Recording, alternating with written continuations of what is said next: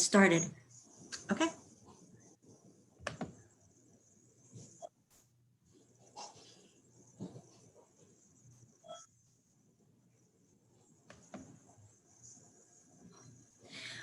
Welcome, everybody. We're so glad to have you join us today.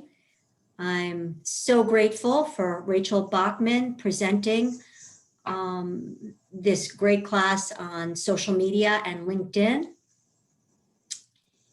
It's really been a pleasure to work with her. We did another class before on resumes, and it was just a great class, and it is on YouTube on our in-demand channel. So if you're interested in seeing the resume class from before, it is on demand on YouTube.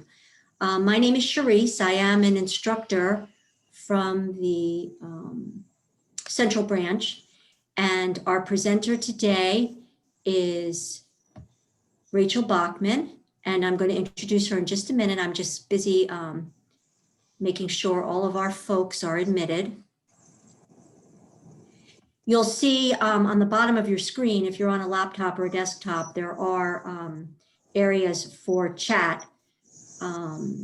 Ms. Bachman will take questions at the end, and if you want to ask questions as we go along, just put them into the chat area and I will be monitoring that. Also, if you're having any technical difficulties or if you're having any questions, just put them in the chat and I will be monitoring that. Just to let you know, as you may have noticed in the chat, we are recording this.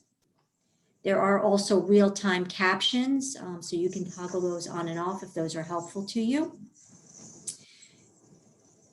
We also put a link to the survey in the chat, so we do appreciate feedback because we want to know what classes you guys would like us to do, and we appreciate your feedback. On January 27th at 7 o'clock, Bachman will also be doing Mastering the Elevator Pitch and Interview. So if that's of interest to you, do sign up for our January 27th class.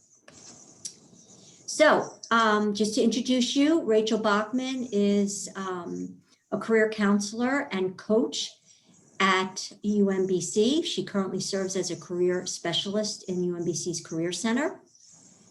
Her goal is to help all people reach their full potential through career development. She's a native of West Virginia and currently lives in Baltimore City with her husband and her daughter. And in her spare time, she makes jewelry and enjoys home decor. So welcome, thank you, and I will hand it over to you. Thank you so much. Welcome, everybody. I'm glad you were able to join us today.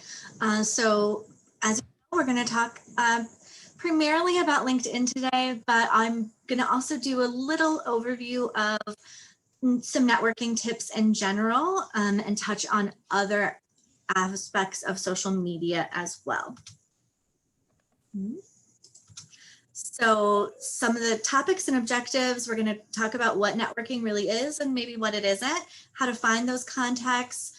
There's different ways to approach networking. I'm going to do a lot of showing you and sort of demoing how LinkedIn works and do a brief overview of some other social media impacts. So the first thing I want to point out and keep in mind, just to kind of help you see the weight of this topic and of this whole area, is talking about the hidden job market. So you hear people kind of throw that term around sometimes, and basically what they're referring to are those jobs that are never posted anywhere, which it turns out, according to the Bureau of Labor Statistics, is around 80% of positions. They are only through those that you know. And so if you're only searching online and not tapping into people you know and into your network, you're really only accessing a very small percentage of potential job openings. So that's why we want to network. But people sometimes, I think, aren't always clear exactly what that means. It can sound sort of schmoozy, or it can almost have a negative connotation, I think, at times. but really it's just sort of making connections, talking to people. It helps you to gather information about an overall industry or a specific and potential employer. It can help you access, again, that hidden job market and find out about new openings or opportunities that aren't elsewhere advertised. And it helps you also get those personal referrals, not just for positions, but also referrals to other people. So, you know, one thing I love about networking is that it just sort of keeps getting bigger and bigger and bigger, because you want to not just tap into your network, but your network's network and their network. So it's an interesting idea. The thing to keep in mind is that really it's just a conversation. You don't have to try not to be intimidated by it, because really it is just two people talking. And it can be very formal or it can be very casual. It can be strictly professional only, or it can include, you know, other personal or more not as professional topics. And to keep in mind that it is most important to be interested than to just be interesting. So you need to ask questions, you need to show enthusiasm, you need to engage with what they are saying as well. I think people, again, tend to have this perception of networking where it's all just you selling yourself. How are you going to do that? What's your pitch? That you can get so focused on putting your information out there that you aren't necessarily listening as well to what they're saying or engaging around that. And people want to feel heard. People want to feel connected to in that way. So keeping that in mind is important. So, you know, I've mentioned all these different contacts and how it can sort of bubble out, but how do you find those contacts? So there's a few different ways to kind of think about it. Obviously, you want to start with your real life network, but you want to think about that probably more broadly than you currently do. So that is friends and family, of course, it's neighbors, it's doctors, it's anyone that you know, really, extended family, anyone you've ever worked with before. You want to just make sure you're really leaving no stone unturned in that way. Another way to find potential contacts is through some professional associations. So a formal professional association, or even just like a local community group or something like that, can help you add more people to your network. If you did go to college, but even some high schools have active alumni networks, that's another way that you can tap in. And targeted professionals. So that's kind of what we're going to talk about a little bit today, is maybe how to find it and reach out to those professionals that might be a great asset for your network. And of course, keeping in mind that it's not just those people, it's each of their networks as well. You can find them online, at a networking event, at a conference, of course, through job fairs and other hiring, recruiting events, as you're volunteering.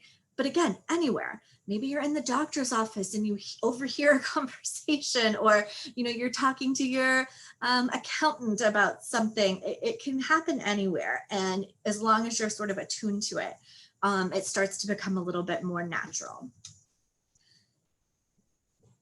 Again, broadly, when you're thinking about networking, there's sort of two different approaches, and you want to be clear about which approach you're trying to use and what your goals are for each interaction. So you can really be focused on either seeking advice, or you could be focused on selling yourself and sort of getting a job. Not to say that one precludes the other necessarily, but you should have a different approach depending on which sort of category you're falling into there. So if you are seeking advice, then generally you would probably want to request an informational interview. It's just a chance to sort of learn more about a particular company, a particular role, an industry that you're considering entering into. And in an informational interview, you don't ever ask for a job. That's not the point. You're just getting advice. It's nice because it's a clear, concise sort of ask. People sort of understand what an informational interview is for the most part. They understand what they're getting themselves into. And so it's easier for them to say, yes, sure. People like to talk about themselves. They like to be recognized as an expert at something. So, reaching out to just gather that information is a great starting point. It can help you understand if a particular job is right for you, if a particular company is right for you, and that kind of thing. This initial informational interview is not about getting a job, but that's not to say that if you don't continue to maybe foster that connection, that an informational interview can't lead to a job, because it certainly does happen. An informational interview is actually a good way to get a job, but it's just a little bit more longer term sort of roundabout approach, as opposed to being very direct. Now, if you are trying to sell yourself, you're trying to get a job, that is the goal of that particular interaction, then you want to more so think about using like a 30-second commercial elevator pitch type of approach to the interaction. Not going to say too much about this now, because this is part of what I will be talking about in our January workshop. But basically, a 30-second commercial is just a quick little snapshot. It's going to give some of those key facts. What's my education, my experience? What are my key skills, strengths? What makes me different, marketable? What am I passionate about? What am I looking for? So it just is going to give a little quick picture of who you are and what you want, that then can help lead to a good job connection. As you are entering into any kind of job search, it is definitely important to think about your online presence and what does that look like. Absolutely, people Google their applicants. It's a very, very common practice. So you want to Google yourself and see what comes up. You want to be sure your privacy settings on everything are in good shape, because it is a key piece of the puzzle. I'd love to point out this fact that when you consider the role of social media in hiring, I think mostly people initially only think of this 51% who might find a reason not to hire someone. People initially would think, oh, they saw something they didn't like, and that's why they didn't get hired. That does certainly happen. But I love this fact that 23% of recruiters found something that actually made them want to hire that candidate, that upped their chances of getting that position. So there are definitely ways that you can use your social media, your LinkedIn, your general online presence more effectively that can increase your chances of getting a job. So you can sort of go, obviously you don't want to be done on this end of the spectrum, the like people are finding out something not great about you. Totally fine to be in this middle ground neutral, where if they're Googling you, not much is coming up. They're not seeing any of your social media profiles because they are set to private, all of that. That's totally fine as well. But sometimes it can be nice to take it sort of one step in the other direction and try to have active engagement, positive engagement online that can be hiring factors. That's where we're going to sort of focus a little bit today. Of course, the main place that most of this is happening is on LinkedIn. So if you don't have a LinkedIn page yet, hopefully this will help illustrate some of the benefits of the website, some of the features it has, and encourage you to get one, or show you some new aspects you didn't know about before, or ways to engage. But it's definitely important to think about LinkedIn as an ad for yourself, because that's what it is. It needs to be persuasive, it needs to be authentic, and it needs to reflect you.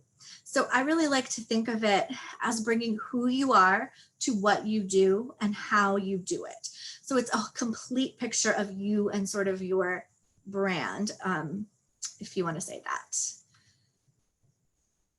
Some of the key elements, and you might have seen this before if you have a profile, you want to have a good photo. It doesn't have to be, a professionally taken headshot, but it does need to be a professional photo. I would say against a fairly plain background, well dressed, no other people in the screen, not too close up, not too far away. Having that nice profile is important. I think that I don't remember the exact statistic, but profiles without photos don't get you nearly as much interaction or responses.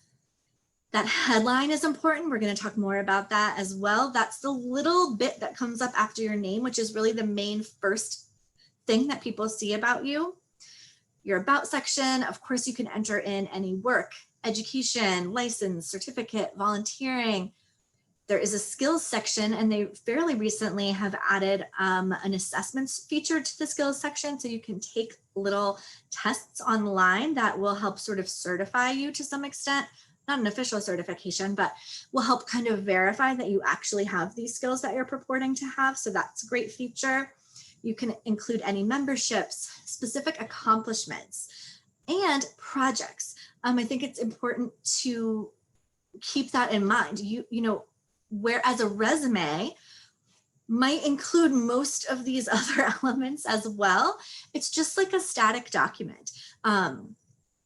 And it's just describing what you've done. Whereas LinkedIn can be a bit of a virtual portfolio to some extent, and it allows you to upload different examples of your work. So some of the key ways that you can kind of stand out and get that attention on LinkedIn. The first and most important is definitely going to be your headline. It is the thing that people see before they click on your profile. It is the main thing people see about you. And you will notice that most people use their current title as their headline. I think that it is going to depend sort of where you are in your career, in any type of job search, if that approach is going to be effective for you, or if you want to step it up a little bit. Your headline, particularly if you're in any kind of job search, should be full of keywords. You want to come up in the results when people are searching for whatever it is you feel you do best. So you don't just want to say, oh, I'm a software engineer. A lot of people on LinkedIn are saying that they're a software engineer. So you want to put in some of those other keywords. You can search job descriptions, even create a word cloud to kind of hone in on what those job descriptions, what those keywords might be for your particular field. But you want to get them in there so that you come up when they're searching for those types of professionals. It really, again, because this is an ad for you, it can be very serious. Again, it could just be your title. It could just be something, a strong skill set you have. Some people go for a more fun or a kind of attention-getting headline. It's sort of hard to go wrong in some ways, as long as you feel that it represents you effectively and thoroughly. I would not indicate in your headline seeking opportunities or if you're unemployed or anything like that, because again, you want to be what the results that pop up when someone's searching. And generally recruiters aren't searching for someone, just anyone seeking opportunities. If they want to hire an accountant, they're going to search for accountant. They're going to search for, financial skills and those types of things. So those are the words you want to use, not taking up space to say seeking opportunities. It can be a place that you can show some passion. It can be a place that you could sort of claim your expert status in something. There's lots of different approaches. One of the last slides of the presentation, I have a couple of additional resources specifically about writing your headline, because it is such an important part of your LinkedIn profile. So I could talk about this all day, but I'm not going to go into too much more detail. I will refer you to those additional resources that you can take a look at later. About, so that sort of used to be called a summary. Now it's called about. It's just an open text box that shows up at the top of your profile. As all sections and on LinkedIn, it is optional, but I would strongly encourage you to complete this section. It should be, as I said before with your headline, very, very rich with keywords. Both the headline and the about section get stronger weight in the version of LinkedIn that recruiters are using. So just to continue with software engineer as the example, if you have past job titles of software engineer, that's going to show up on your profile because it's going to be in your work experience. But if you don't have if you don't have those words in your headline or in your about, you're going to fall further down in the search results because more weight is given to those two sections. So you want to make sure that anything that you want to be known for makes its way into that about. They're also tricky to write, I'll be honest with you, because you have to sort of strike a balance between being broadly appealing enough that you aren't excluding yourself from particular opportunities by what you're writing, but you also don't want to seem too broad, that you don't have any sort of niche or passion or interest. So it certainly can be a balance there, but depending on the type of positions that you're looking for, that is certainly something you want to keep in mind. If you have a job, but maybe you don't necessarily love it, or maybe you're considering something else in the future, but you would want it to be very similar to what you do, then I would more so try to focus on kind of claiming that niche and expertise in one area and maybe keeping it specific.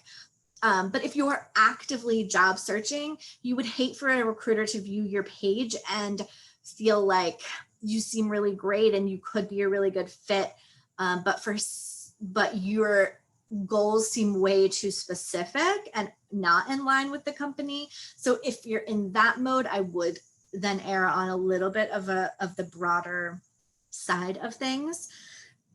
To help you kind of hone in on that, you definitely want to think about who is your audience. What are your objectives? What do you want them to know about you? What do you want them to do after they read this summary about you? You want to show that you have industry knowledge and you know what you're talking about. You're an expert, you know the employer needs. Sharing anything that's going to set you apart. There might be a million other software engineers who are also applying for the same position. You might know all the same programs and languages, but what makes you different? What makes you better? What combination of things in your past gives you that little bit of leverage? And that's the type of thing that you should focus on. As I mentioned before, think of it a bit like a virtual portfolio. Add projects, any media, presentations, publications, anything you have that's like a tangible example of your work, you can add it to your LinkedIn page. It's really helpful. Some best practices, in just a moment, I am going to go in and show you some of them. But I think people tend to sign up because they hear it's helpful, but then they don't really engage with it very much. So these are just some tips to kind of, again, keep your profile active. Interact with your home feed. So like and comment on things that your contacts are sharing. Weekly, maybe you want to post something. Maybe you want to post an article. Maybe you want to share an event that you attended or a project that you're working on or something that you're promoting. Monthly, it can be nice to go in, update your profile. Maybe you've worked on a new project. Maybe there's a new skill you developed. And then throughout your time, you want to be sure that you're always adding people, contributing to groups, maintaining those old connections by reaching out. LinkedIn has features where you can write a recommendation for someone. You can endorse them for a particular skill, or you can give kudos, they call it, which is sort of a newer feature. So the more that you do that and help engage and promote others, you're more likely to get that back in return as well. So those are good ongoing things to do. As you're finding people to connect with, you don't, of course, you want to start with anyone that you, again, actually know, and connect with them first. And do that right away, because it helps to sort of open up your page and what you have access to. It's going to show you commonalities as you're browsing around, and that's always beneficial. So add those key people right away. Don't just add anybody. It is okay, and that is the point, and to some extent, is to add people you don't necessarily know, but you don't want to do it just willy-nilly. It needs to have a purpose, and you must personalize that connection request. So after you click on connect, a box will pop up that will allow you to customize the message. The default is just something like, I want to add you to my network. I tend to not respond to those, to not accept those personally, at least. If I don't know you at all, and you can't be bothered to tell me why you want to connect, I generally deny those requests. Different people are going to have different parameters, but I want to know, why do you want to connect with me? How did you find me? What do you hope to gain from this? I just want a brief. It doesn't have to be the whole message, because in fact, there is a character limit. But I just want it to say, oh, I see we went to the same university. I'd love to connect. Or, oh, you also work in this same industry. Would love to pick your brain sometime. Like, really, it can be very simple, but just some kind of reason why you're wanting to connect with them. As I mentioned before, a lot of people tend to sign up, then not necessarily interact with it a ton. So don't get too discouraged if you don't get immediate results and responses. Give it some time. Do follow up. I would say maybe only once. I personally think that once you have tried to reach out to someone on LinkedIn, if you are really, really gung-ho about talking to this particular person, you might be able to take what you've learned about them from LinkedIn, their name, their title, their company, and you might be able to find their actual email address somehow. I personally think that that's okay. It's okay to reach out if you're able to find that information and sort of say, I tried to reach out to you on LinkedIn, but if you're anything like me, you might not check it all the time, or you might have turned off all of those email notifications that they send you. So I hope you don't mind, but I took the initiative to find your contact information, and I'm just reaching out because I really wanted to ask you this question. Again, you have to decide if you feel comfortable with that. To me, it shows that extra initiative, and I think that's nice. And of course, another thing is give as well. You can't expect people to respond to your messages and connect with you and give you advice if you aren't willing to do the same. So share any job leads that you know of, share advice, respond to messages that you're getting in a timely manner, and it will come back around. Some of the advanced features, and this is what I'm going to demo here in just a second. This is a relatively new one, is you're able to indicate that you are looking for work, and it turns on a different flag in your profile, which is definitely helpful if you're job searching. We're going to look at how to do an alumni search, how to do an employee search for particular companies, how to use groups, and some other just quick features. So I'm going to open up LinkedIn now and just show you again a few of these things that I've been discussing. So first, I'm going to start on my own profile, and you are able to up here, you can edit your profile link. So I have made mine just my name. Originally, it was some long line of numbers and letters. If you feel like you have a great LinkedIn profile, sometimes it can be helpful to put that link in your email signature on a resume, but you want to make sure that it's not like a crazy URL. So you can change it right there. So I think that's always something I like to point out to people. Here is where you can sort of indicate what parts of your profile you want to work on, how to edit them. And I wanted to show you, here's where you can take the skills quiz. It's on your own profile, or if you're in the menu to sort of edit and add new skills to your profile, that's where that can be accessed. So back on the homepage, LinkedIn has a really good overall search feature. So if you are looking for a human resources position, or you're considering going into human resources, you can just search, and you can see it's defaults to giving me some jobs here, but there's these different categories. So I can, instead of looking at jobs, even though that's good to look at as well, maybe I want to see people. This is going to truly show me kind of just anybody who is on LinkedIn who has human resources in their title. So I'm able, oops, I didn't mean to do that. Go back. I'm able to look through here, see what people are doing, where they're working, see if I have connections in common. So I know 20 people that know this person. So it seems like I certainly could connect with her on LinkedIn, but between those 20 people that I know in real life who also know her, I could probably get more of an in-person or email introduction to her instead of only connecting through LinkedIn.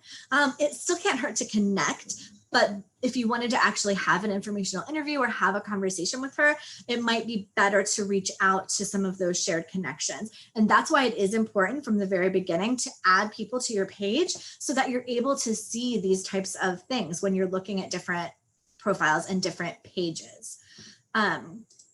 Another category of results, content. So this is going to be maybe an article, different things people are posting. Again, not always super helpful, but there could be a really interesting article or something that could be useful for you. And then the other thing I wanted to point out is groups.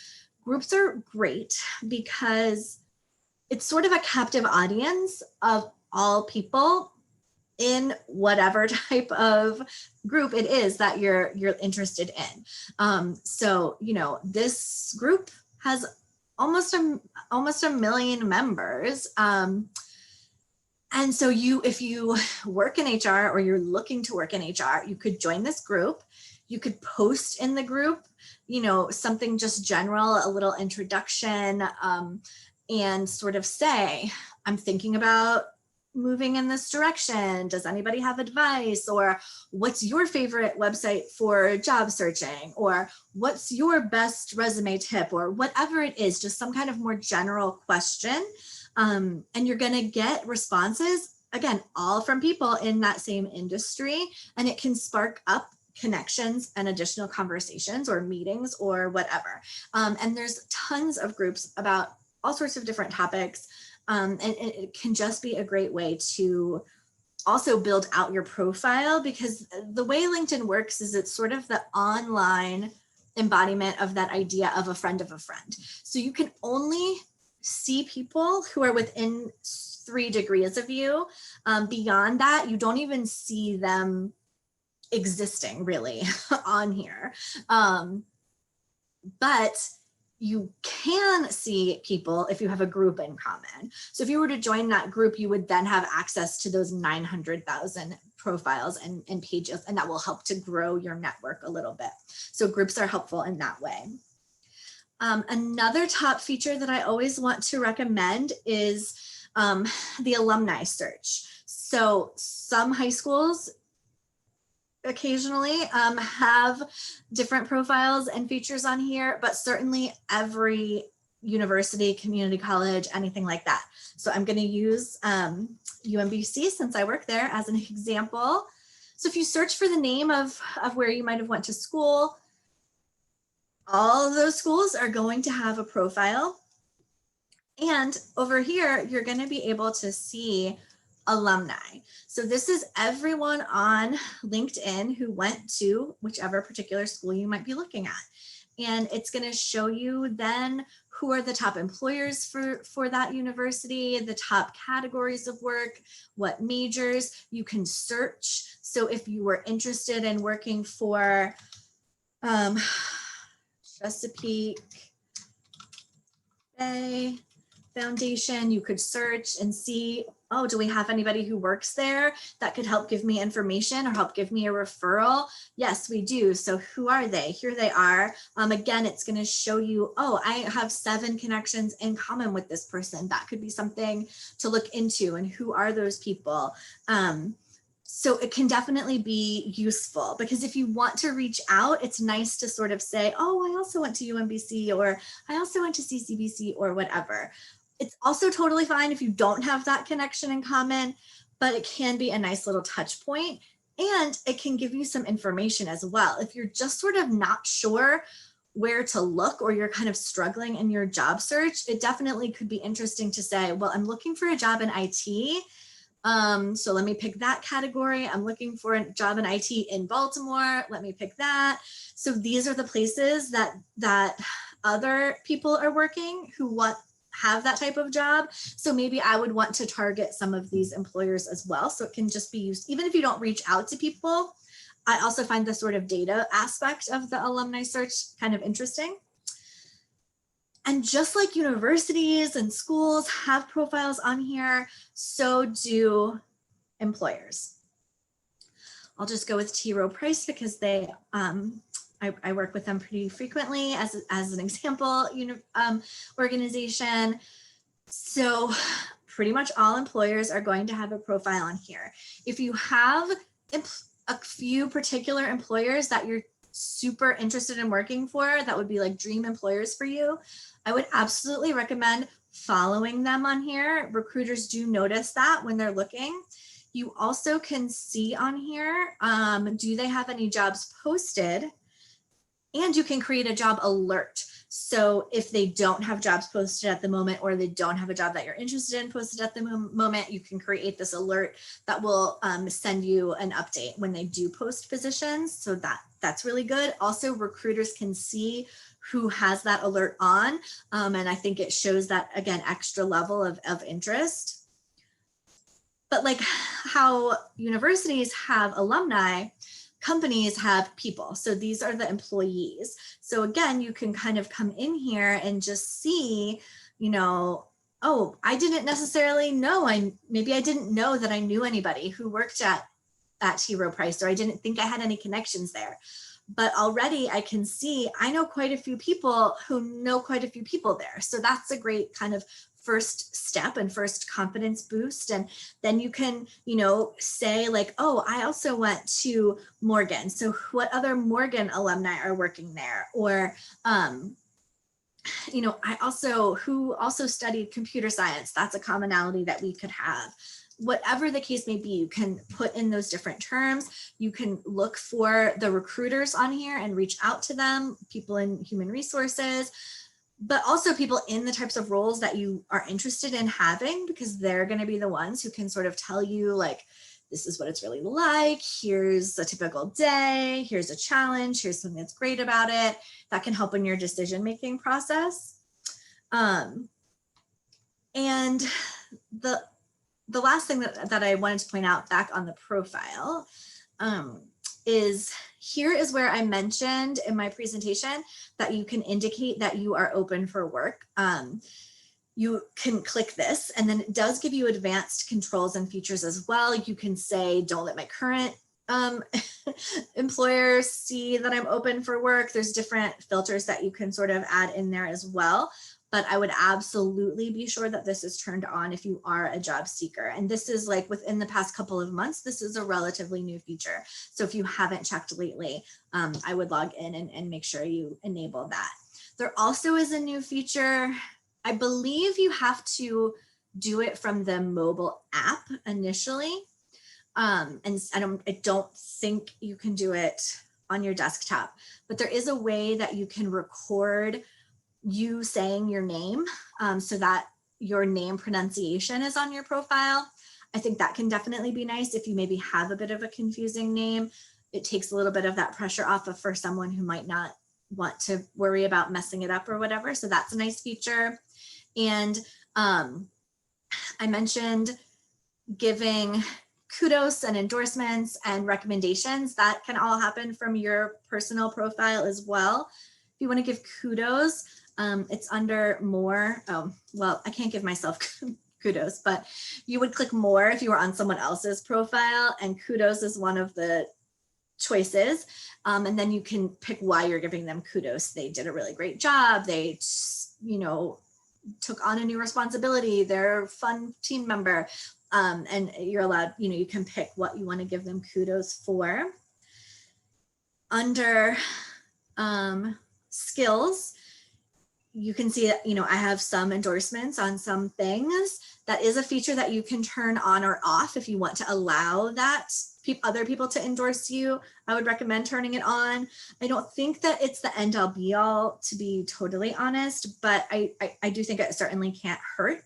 Again, I'm looking at my own profile, so I don't have that option, but on anyone else's profile, you would be able to sort of click through and say, oh, this is my coworker, Sarah, and I know she's really great at resumes, so I'm going to endorse her for resumes. And you also can, is it up here? Nope, sorry.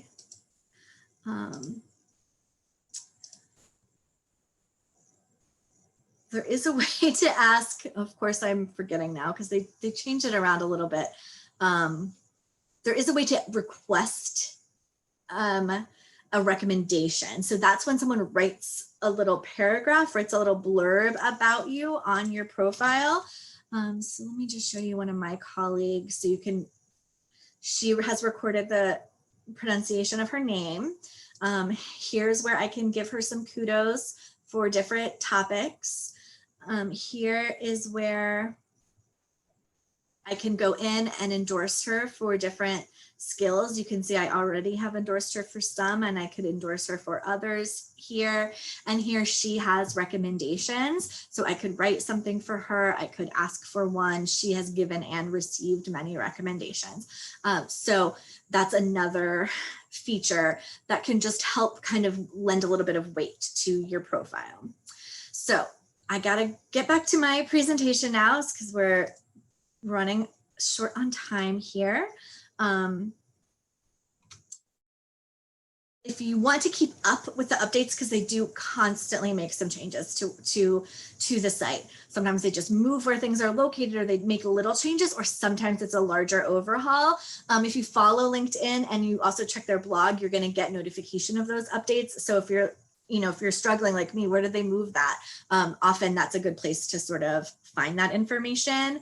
They also added a new feature where you can record a video introduction if you're applying to a job on LinkedIn. So that's kind of nice. So I talked a little bit about that spectrum. You don't want to be in the negative if someone is looking at your online presence. Neutral is fine, but you could move into that positive territory. So here's some reasons that different candidates have been more likely to be hired after recruiters have looked at their profiles. Honestly, the top is sort of just their personality, just getting a better sense of sort of who they are as a person from what they share online. So you can have that online presence. It's a way to add value, to show that you're engaged. So really, if you want to try to move in this direction, separate from LinkedIn, this should all definitely be happening on LinkedIn, no matter what. But if you're trying to have a professional Twitter or Facebook, I would make a separate account. I would keep your personal, and I would keep it private. I would check those privacy settings and really, really make sure it's locked down. I would log out and look at your profile. I would have people you don't know look at your profile just to make sure. And if you wanted to try this tactic of kind of having that positive impact online, I would add a separate account for everything except LinkedIn, where it should sort of be all in one. It can look good if you associate with other strong brands. So make sure that you're following the thought leaders in your area, influencers, key companies, that kind of thing. It's a way to get people excited about what excites you. So definitely that's something that employers want to see if they're searching for you. They want to see that you're excited and that you're sharing that enthusiasm.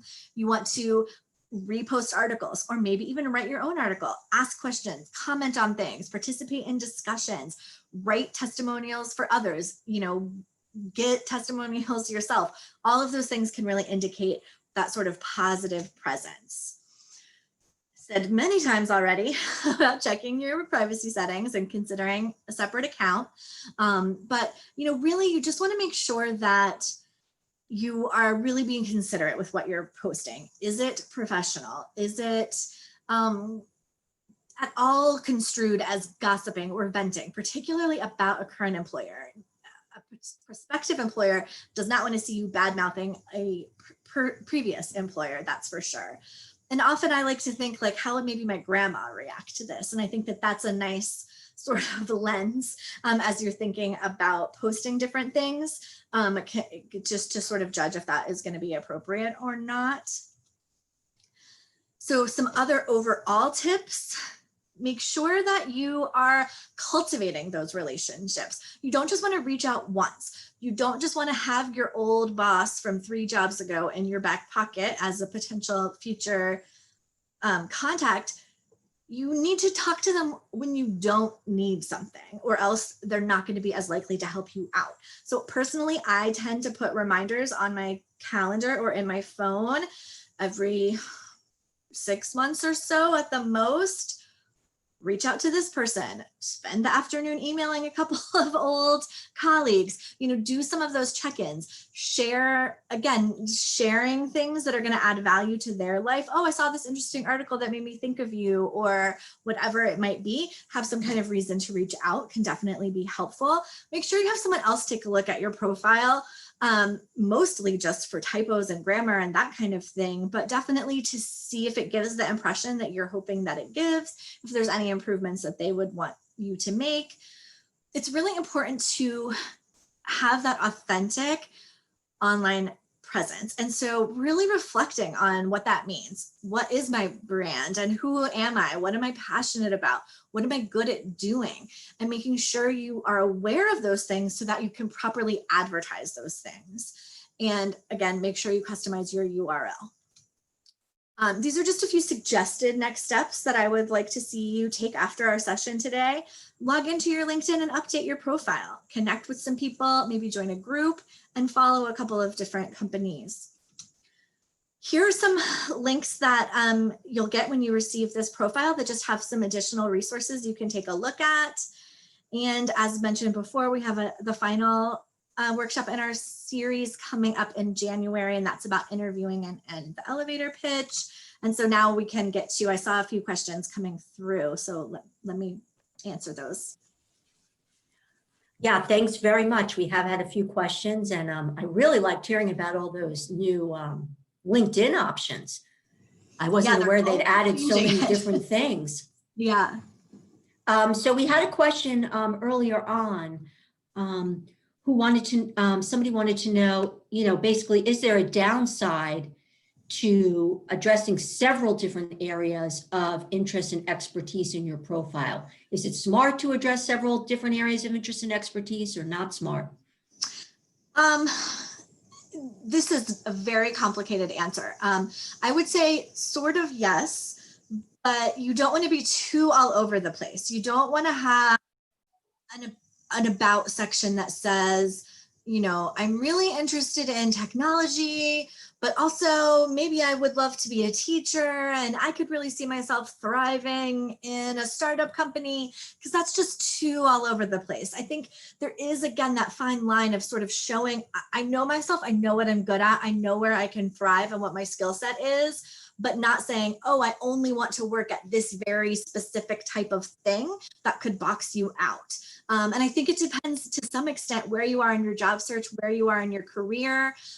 If your job search has been going for a while and it isn't that successful and you're, getting frustrated, I would go broader. I would include a few different interests. But if you have had a 30-year career in only one field and you kind of want to continue in that area, then I wouldn't make it too open.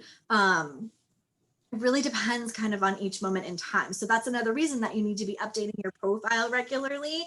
It's not just like, here's my one about me forever, and this is always going to be the most accurate description.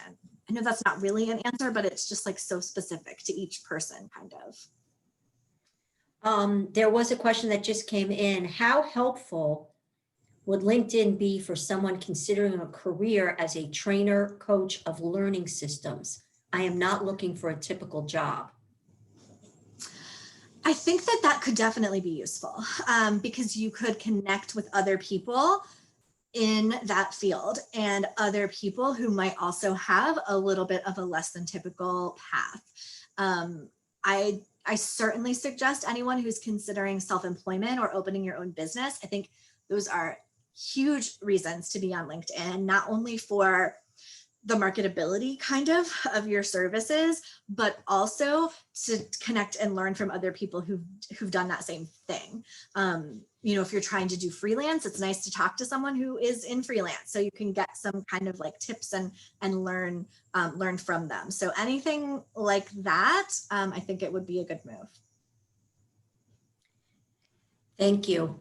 There was some discussion back and forth on chat about downloading recommendations which colleagues have posted on LinkedIn. Is there best practices for how to handle that? Are those things that you can attach to a resume, or is there some good way to use those? I think if you have really good recommendations on there, they stay, to my knowledge, they don't ever disappear. So, you know, I think I guess it can't be a bad idea to have a backup somewhere just in case, but I don't do that with my own profile. And I generally am of the mindset of I'm not providing any recommendations or references until they are asked of me. So I wouldn't just plop that into different things, but if you're including your LinkedIn URL on different resumes or applications, then to some extent it's already like you're providing those references because they're able to see that on your page. There's a chat comment here from someone who says, I'm self-employed in a field that's been leveled by COVID. Been a caregiver for past 10 years, now need to turbo back into career field. And this is an older person, 60 plus person. But there's the challenge of re-entering at an older age and getting back to your same income level. Do you have any recommendations regarding social media in that context? Could that person possibly indicate what area they might be looking to go into? So I think that would be information that I would need to know to give the best advice there. Okay. And do you recommend, they've already responded. The field is exhibit design. Oh, interesting. Yeah, I'm thinking if you searched on LinkedIn for other influencers in that field, you could see what their profiles look like and make some connections and see what thought leaders are doing in that field. Exactly. I mean, I generally think it can't ever hurt to be on LinkedIn.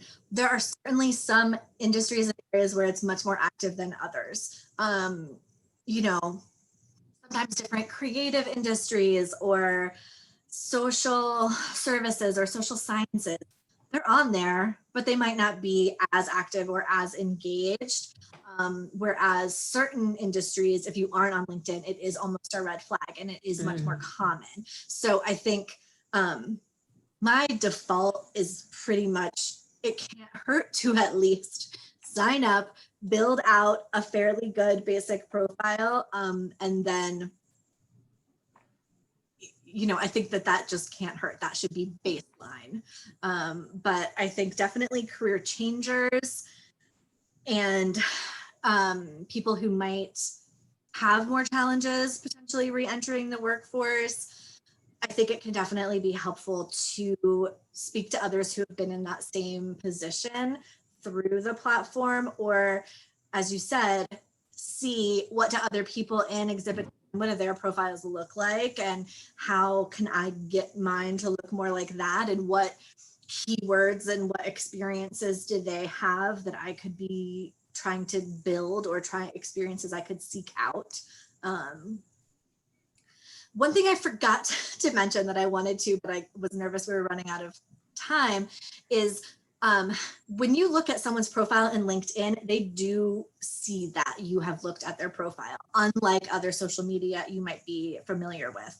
So on your page, under your settings and your privacy, there's a visibility screen that you can select if you want people to know that you looked at their profile or not, sort of, and what level of information. It can just say a LinkedIn user viewed your profile, or you can let them see you and exactly who it was. I would say if you're still in the sort of just signing up, just building your profile process, I often recommend hiding your visibility. But then once your profile is good, and you have some contacts and stuff like that, then I think you want them to see that you're clicking on their profile, because it can lead them to click back onto yours, or to wonder why, or to want to connect. That's the whole point, is for you to see that you're clicking around, but only once you kind of have your profile in a good place. Can you tell us where that visibility tab is? Yes, let me go. Sorry, real quick. Let me go back into the page. So it's going to be on your own profile.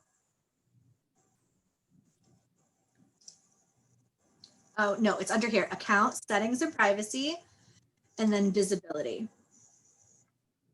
Okay, thank you. Profile viewing options. So here's where you can select what others see when you view their profile. And what are your thoughts on using LinkedIn for job searching in the nonprofit sector? Any helpful tips on that? Yeah, I mean, I didn't even have time. There's so much to talk about around this area. It was hard to kind of figure out the highlights, but LinkedIn is a great source of jobs. And one thing that I do like about it also is that it's going to tell you what type of, if you have connections who work at that company, or people from your university went to that company or whatever, it's going to give you that type of information. They also have some good filters that I think are effective when you're sort of looking for different things. You can pick entry level only, you can pick experienced only. And so I like sites that give you those options. So absolutely use it for your job search. In any field. There are nonprofits on here. I see them all the time. Is LinkedIn the #1 job site I would recommend for nonprofits? Probably not. I would use idealist.org if I was searching for a job in a nonprofit, but it certainly can't hurt. LinkedIn should always be a job search site you're using. Okay, that's great advice. Thanks. We're getting close to the end of the time. Yeah. Some people were asking about sharing this. I am going to send out the presentation to everyone who registered for this class. Rachel's kindly provided the slides for us. Also, this will go up on YouTube. So at some point you will be able to see it on YouTube, and I will send you the link for that as well.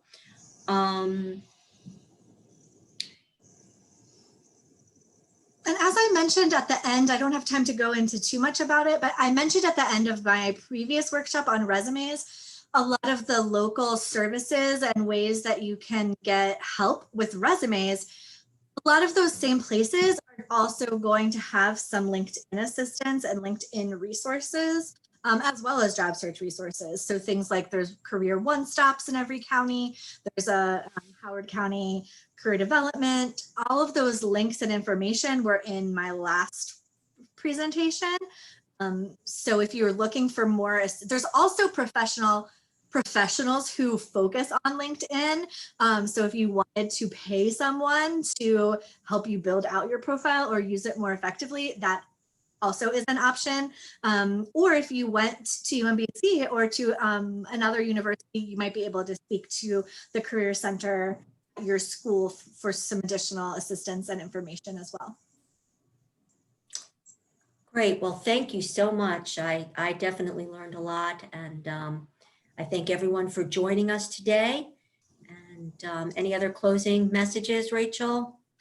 No, thank you so much for joining us. Okay, and stay tuned, signed up for that next class in January, and watch the Howard County Library System website. We have so many great classes and events coming up, and there will always be more job and career advice classes, because we know that there is a need for those, and do fill out the survey if you have specific requests or recommendations. I just noticed that I got a couple of private messages that asked about premium. I don't ever recommend paying for the premium. I just don't think it has that many additional features or services, and it's just not worth it in my opinion. So I would not recommend premium.